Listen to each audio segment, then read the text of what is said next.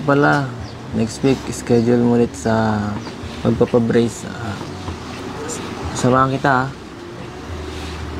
Susunduin kita. Ano po, mapunta na lang po ako dun. Hindi. Nakakaabala na po. Hindi ka naman nabala eh. Gusto ko nga lagi kasama ka. Gusto ko yun. Kahit all day pa. Kahit araw-araw pa. Kahit saan. I wanna get too close, gonna get it right. Lapit na yan si Edu. Grabe mga kalingap. Star-studded.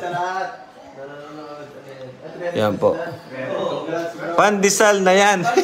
Halatang in love na si Edu. Kay Biancy. Ayan. Kalingap rapper. Ganun po talaga. Kapag na-in love, blooming. Blooming po.